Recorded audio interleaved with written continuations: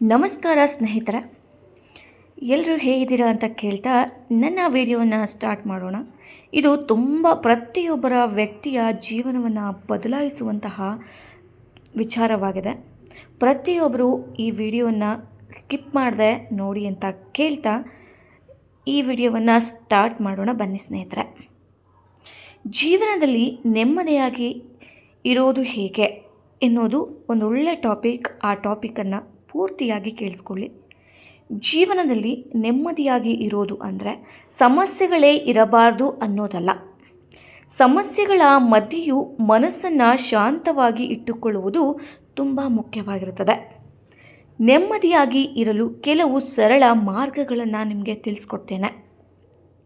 ಬೆಳಗ್ಗೆ ಬೇಗ ಎದ್ದು ದೇವರ ಧ್ಯಾನ ಅಥವಾ ಪ್ರಾರ್ಥನೆ ಮಾಡಬೇಕು. ಇತರರ ಮಾತಿಗೆ ಹೆಚ್ಚು ಮನಸ್ಸಿಗೆ ತೆಗೆದುಕೊಳ್ಬಾರ್ದು. ಹಳೆಯ ನೋವುಗಳನ್ನು ಮತ್ತೆ ಮತ್ತೆ ನೆನಪಿಸಿಕೊಳ್ಳದೆ ಇರುವುದು. ಯಾರನ್ನು ಹೋಲಿಕೆ ಮಾಡಿಕೊಳ್ಳದೆ ಸ್ವಂತ ಜೀವನವನ್ನು ಪ್ರೀತಿಸುವುದು. ಪ್ರತಿದಿನ ಸ್ವಲ್ಪ ಸಮಯ ಒಂಟಿಯಾಗಿ ಮನಸ್ಸಿಗೆ ಇಷ್ಟವಾದ ಕೆಲಸ ಮಾಡಬೇಕು. ಕೋಪ ಬಂದಾಗ ತಕ್ಷಣ ಉತ್ತರ ಕೊಡದೆ ಸ್ವಲ್ಪ ಮೌನವಾಗಿರುವುದು. ಒಳ್ಳೆಯ ಸಂಗಡಿಗರ ಜೊತೆ ಸಮಯ ಕಳೆಯುವುದು. ಆರೋಗ್ಯಕರ ಆಹಾರ ಮತ್ತು ಸರಿಯಾದ ನಿದ್ರೆಯನ್ನು ಮಾಡುವುದು. ಎಲ್ಲವೂ ಸಮಯದ ಜೊತೆ ಸರಿಯಾಗುತ್ತದೆ ಎನ್ನುವ ನಂಬಿಕೆ ಇಟ್ಟುಕೊಳ್ಳಬೇಕು. ನೆನಪಿಟ್ಟುಕೊಳ್ಳಿ, ಹಣ ಸಂತೋಷ ಕೊಡಬಹುದು, ಆದರೆ ಮನಸ್ಸಿನ ನೆಮ್ಮದಿ ನಮ್ಮ ಆಲೋಚನೆಗಳಿಂದ ಬರುತ್ತದೆ. ಒಂದು ಚಿಕ್ಕ ಮಾತು: ಜೀವನದಲ್ಲಿ ಎಲ್ಲರನ್ನೂ ಖುಷಿಪಡಿಸಲು ಹೋಗಬೇಡಿ. ನಿಮ್ಮ ಮನಸ್ಸು ಶಾಂತವಾಗಿರುವುದೇ ನಿಜವಾದ ನೆಮ್ಮದಿ. ಜೀವನದಲ್ಲಿ ಪ್ರತಿಯೊಂದು ಹುಡುಕೋದು ಒಂದು ವಿಷಯ: ಮನಸ್ಸಿನ ನೆಮ್ಮದಿ. ಹಣ, ಹೆಸರು, ಸ್ನೇಹ, ಸಂಬಂಧಗಳು ಎಲ್ಲವೂ ಇದ್ದರೂ ಮನಸ್ಸಿಗೆ ಶಾಂತಿ ಇಲ್ಲದಿದ್ದರೆ ಜೀವನ ಖಾಲಿ ಎನಿಸುತ್ತದೆ.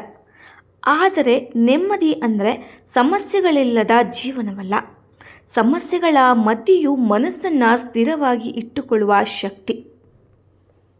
ನಿಮ್ಮನ್ನು ನೀವು ಪ್ರೀತಿಸಲು ಮೊದಲನೆಯದಾಗಿ ಕಲಿಯಬೇಕು.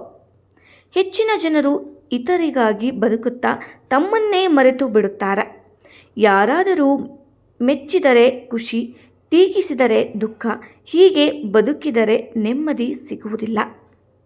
ನಿಮ್ಮ ಮನಸ್ಸಿಗೆ ಹೇಳಿಕೊಳ್ಳಿ, ನಾನು ಸಾಕು, ನನ್ನ ಜೀವನವು ಅಮೂಲ್ಯ ಎಂದು. ಹೋಲಿಕೆ ಮಾಡುವ ಅಭ್ಯಾಸವನ್ನು ಬಿಡಿ. ಅವನ ಬಳಿ ಹೆಚ್ಚು ಹಣ ಇದೆ, ಅವಳು ತುಂಬ ಖುಷಿಯಾಗಿದ್ದಾಳೆ, ನನ್ನ ಜೀವನ ಮಾತ್ರ ಕಷ್ಟ. ಈ ರೀತಿಯ ಹೋಲಿಕೆ ಮನಸ್ಸಿನ ಶಾಂತಿಯನ್ನು ಕದಡುತ್ತದೆ. ಪ್ರತಿಯೊಬ್ಬರ ಜೀವನಕ್ಕೂ ತಮ್ಮದೇ ಕಥೆ ಇರುತ್ತದೆ. ನಿಮ್ಮ ಜೀವನವನ್ನು ನಿಮ್ಮದೇ ರೀತಿಯಲ್ಲಿ ಸ್ವೀಕರಿಸಬೇಕು. ಹೆಚ್ಚು ಯೋಚನೆ ಮಾಡಬೇಡಿ. ಕೆಲವರು ನಡೆದ ಘಟನೆಗಳನ್ನೇ ಮತ್ತೆ ಮತ್ತೆ ಯೋಚಿಸುತ್ತಾರೆ. ಇನ್ನು ಆಗದ ಭವಿಷ್ಯದ ವಿಷಯಕ್ಕೂ ಕೂಡ ಭಯಪಡುತ್ತಾರೆ. ಆಗದ ವಿಚಾರಕ್ಕೂ ಕೂಡ ಚಿಂತನೆ ಪಡುತ್ತಾರೆ. ಆದರೆ ಅತಿಯಾಗಿ ಯೋಚಿಸುವ ಮನಸ್ಸಿಗೆ ನೆಮ್ಮದಿ ಖಂಡಿತ ಸಿಗುವುದಿಲ್ಲ. ಇಂದಿನ ದಿನವನ್ನು ಬದುಕಿಸಲು ಪ್ರಯತ್ನಿಸಿ. ಇಂದಿನ ದಿನವನ್ನು ಬದುಕಲು ಕೂಡ ಪ್ರಯತ್ನಿಸಿ. ಕ್ಷಮಿಸುವ ಗುಣ ಬೆಳೆಸಿಕೊಳ್ಳಿ. ಯಾರಾದರೂ ನೋವು ಕೊಟ್ಟರೆ ಅದನ್ನು ಮನಸ್ಸಿನಲ್ಲಿ ಹಿಡಿದುಕೊಂಡು ಹೋಗುವುದರಿಂದ ನೋವು ನಮಗೆ ಹೆಚ್ಚಾಗುತ್ತದೆ. ಕ್ಷಮಿಸುವುದು ಅಂದರೆ ಅವರು ಸರಿಯೇ ಅಂದಲ್ಲ, ನಮ್ಮ ಮನಸ್ಸಿಗೆ ಶಾಂತಿ ಕೊಡುವುದು ಎಂದರ್ಥ. ದೇವರ ಮೇಲೆ ನಂಬಿಕೆ ಇಡಿ. ಜೀವನದಲ್ಲಿ ಎಲ್ಲವೂ ನಮ್ಮ ನಿಯಂತ್ರಣದಲ್ಲಿ ಇರುವುದಿಲ್ಲ. ಕೆಲವು ವಿಷಯಗಳನ್ನು ಸಮಯಕ್ಕೂ ದೇವರಿಗೂ ಬಿಡಬೇಕು. ಪ್ರಾರ್ಥನೆ, ಧ್ಯಾನ, ಮಂತ್ರ, ಜಪ ಇವು ಮನಸ್ಸಿಗೆ ತುಂಬ ಶಾಂತಿಯನ್ನು ಕೊಡುತ್ತದೆ. ಒಂಟಿತನವನ್ನು ಹೆದರಬೇಡಿ. ಕೆಲವೊಮ್ಮೆ ಒಂಟಿತನವೇ ದೊಡ್ಡ ಗುರುವಾಗಿರುತ್ತಾನೆ. ಅದು ನಮ್ಮನ್ನು ನಮ್ಮೊಳಗೆ ಪರಿಚಯಿಸುತ್ತದೆ. ಸ್ವಲ್ಪ ಸಮಯ ನಿಮ್ಮ ಜೊತೆ ನೀವು ಕಳೆಯಬೇಕು. ಕಡಿಮೆ ನಿರೀಕ್ಷೆಯನ್ನು ಇಡಿ.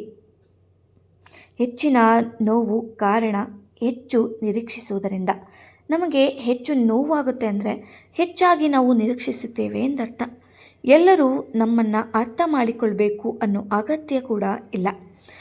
ಯಾರಾದರೂ ದೂರ ಹೋದರೆ ಜೀವನ ಮುಗಿಯೋದಿಲ್ಲ. ನಿಮ್ಮ ಆರೋಗ್ಯವನ್ನು ಕಾಪಾಡಿಕೊಳ್ಬೇಕು. ಮನಸ್ಸಿನ ನೆಮ್ಮದಿಗೆ ಆಹಾರ ಆರೋಗ್ಯವು ಮುಖ್ಯ.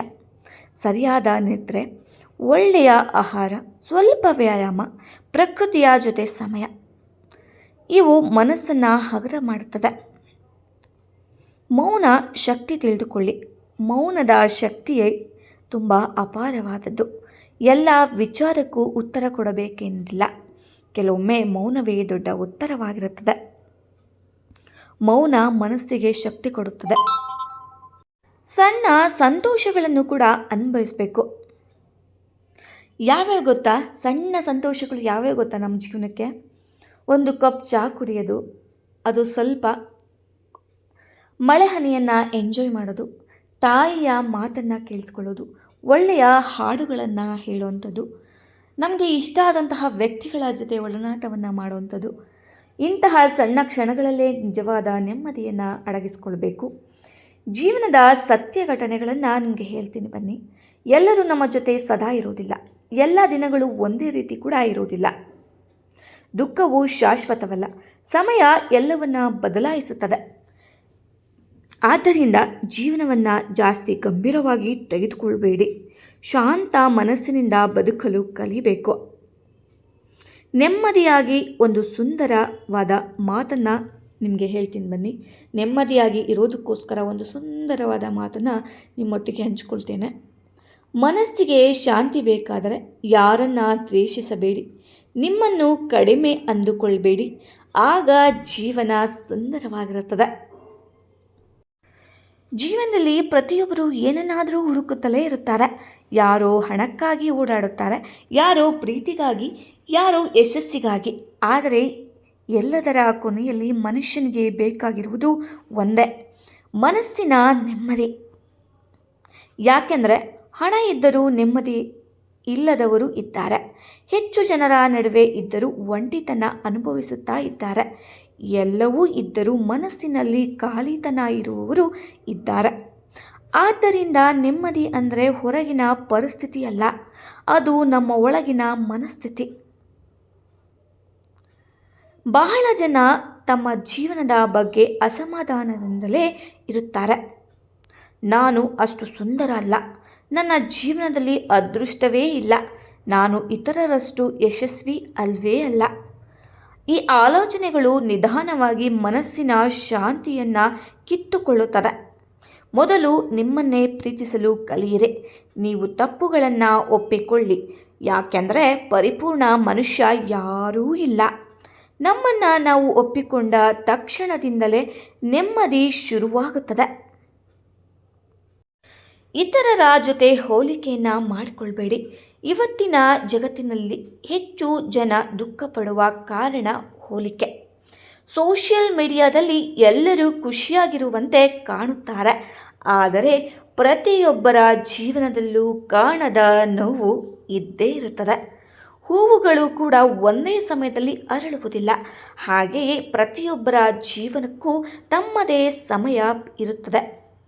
ನಿಮ್ಮ ಜೀವನದ ಪ್ರಯಾಣವನ್ನು ಪ್ರೀತಿಸಿ. ನಡೆದದ್ದನ್ನು ಬಿಡಲು ಕಲಿಬೇಕು. ಹಳೆಯ ನೋವುಗಳನ್ನು ಹಿಡಿದುಕೊಂಡು ಬದುಕಿನ ಹೊಸ ಸಂತೋಷವನ್ನು ಒಳಗೆ ಬರುವುದಿಲ್ಲ. ಯಾರೋ ಮೋಸ ಮಾಡಿದರು, ಯಾರೋ ಮೋಸ ಮಾಡಿರಬಹುದು, ಯಾರೋ ಬಿಟ್ಟು ಹೋಗಿರಬಹುದು, ಯಾರಾದರೂ ಮನಸ್ಸು ಮುರಿದಿರಬಹುದು. ಆದರೆ ಪ್ರತಿಯೊಂದು ನೋವು ಒಂದು ಪಾಠವನ್ನು ಕಲಿಸುತ್ತದೆ. ನೆನ್ಪಿಟ್ಕೊಳ್ಳಿ, ಗಾಯವನ್ನು ಮತ್ತೆ ಮತ್ತೆ ಮುಟ್ಟಿದರೆ ಅದು ಗುಣವಾಗುವುದಿಲ್ಲ. ಬಿಡಿ, ಮತ್ತೆ ಮುಂದೆ ನಡಿಬೇಕಾಗುತ್ತದೆ. ನಿಮ್ಮೊಟ್ಟಿಗೆ ಇನ್ನು ಲಾಸ್ಟಾಗಿ ಒಂದು ಹೇಳ್ತೇನೆ, ಕೇಳಿಸ್ಕೊಳ್ಳಿ. ಜೀವನದಲ್ಲಿ ನೆಮ್ಮದಿಯಾಗಿ ನೀವು ನಿಜವಾಗ್ಲೂ ಇರಬೇಕು ಅಂದರೆ ನಿಮ್ಮನ್ನು ನೀವು ಪ್ರೀತಿಸಬೇಕು, ಹಳೆಯ ನೆನಪುಗಳನ್ನು ಬಿಡಬೇಕು, ದೇವರ ಮೇಲೆ ನಂಬಿಕೆಯನ್ನು ಇಡಬೇಕು, ಕಡಿಮೆ ನಿರೀಕ್ಷೆಯನ್ನು ಇಡಬೇಕು, ಒಳ್ಳೆಯ ಮನಸ್ಸಿನ ಜನರ ಜೊತೆ ಇರಬೇಕು, ಸಣ್ಣ ಸಂತೋಷಗಳನ್ನು ಅನುಭವಿಸಬೇಕು. ಜೀವನದಲ್ಲಿ ದೊಡ್ಡ ಗೆಲುವು ಅಂದರೆ ಮನಸ್ಸು ಶಾಂತವಾಗಿರಬೇಕು. ಇಷ್ಟನ್ನು ನಿಮ್ಮೊಟ್ಟಿಗೆ ಹಂಚ್ಕೊಳ್ತೇನೆ. ಮತ್ತೆ ಮುಂದಿನ ಸಂಚಿಕೆಯಲ್ಲಿ ನಿಮ್ಮನ್ನು ಭೇಟಿ ಆಗ್ತೀನಿ. ಅಲ್ಲಿಯವರೆಗೂ ನೋಡ್ತಾ ಇರಿ. ಲವ್ ಯು ಆಲ್ ಅಂತ ಹೇಳ್ತಾ, ಯಾರೂ ಕೂಡ ವಿಡಿಯೋವನ್ನು ಸ್ಕಿಪ್ ಮಾಡದೆ ನೋಡಿ. ಯಾಕೆ ಅಂದರೆ ಪ್ರತಿಯೊಂದು ವಿಚಾರನೂ ಕೂಡ ನಿಮ್ಮ ಜೀವನಕ್ಕೆ ನಾಟುತ್ತೆ ಅಂತ ಹೇಳ್ತಾ, ಎಲ್ಲರಿಗೂ ಒಳ್ಳೆಯದಾಗಲಿ. Love you all. Tata, bye bye. ಶುಭ ದಿನ.